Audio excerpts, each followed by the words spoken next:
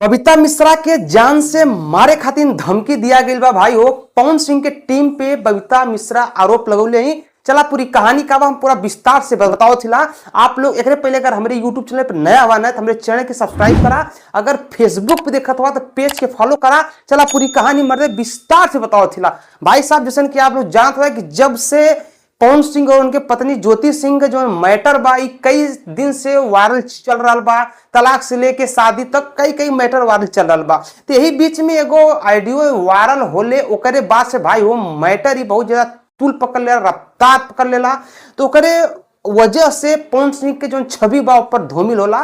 तो पवन सिंह जाके एफआईआर करलन, खास करके बबीता मिश्रा के ऊपर और भी कुछ लोगों के ऊपर भयल बा, लेकिन वो अभी तक पूरा जाहिर ना भइल बा कि और कितना जने हुआ। बाकी बबीता मिश्रा पे पहला एफआईआर कैल जाला लखनऊ में।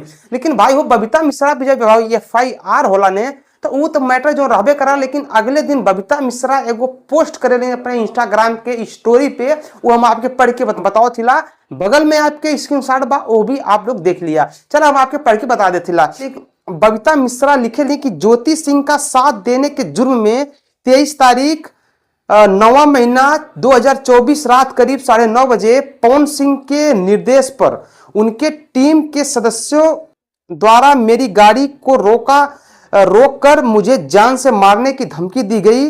क्या सच का साथ देना इतना मुश्किल है? भाई साहब इतना बड़ा आरोप बबीता मिश्रा लगावा थी पवन सिंह के टीम पे कि जेके एक बार सुन के आदमी के जो ना कि यकीन ना हो सकेला। लेकिन भाई वो जब मैटर आपसी चलेला तो कुछ भी हो सकेला कि पवन सिंह का फैन कुछ किए हो। लेकिन भाई अगर पवन सिंह का फैन भी करिए तो आदमी आरोप तो पवन सिंह पे डाली दे। बबीता मिश्रा का कहना बा कि अगर मैं सच के साथ खड़ी हूं, किसी निर्दोष को साथ खड़ी हूं, किसी बहन बेटी को न्याय दिलाना चाहती हूं, तो मेरे को जान से मारने की धमकी दे जा रही है पवन सिंह के टीम से। भाई वो खुलेआम बबीता मिश्रा ये चीज के कि बोले नहीं कि ये पवन सिंह के टीम के द्वारा ही मेरे को जान से मारने का धमकी दिया जा रहा है। भाई वो जब से ये स्टोरी लगावे नहीं बबीता मिश्रा, तब से कई सारा सस्पेंस पैदा हो जाला कि यार वाकई में ये सब हो का रहा बा। मान ला पवन सिंह तो मान ला जो कार्रवाई करे होला ना लीगल तरीका से, मतलब जो एगो लीगल तरीका होला कार्रवाई का, न्याय के, तो वो पवन सिंह तो भाई किए हुआ ज्योति सिंह के ऊपर। लेकिन ये जो प्रकरण आ रहा बा, ये कार्रवाई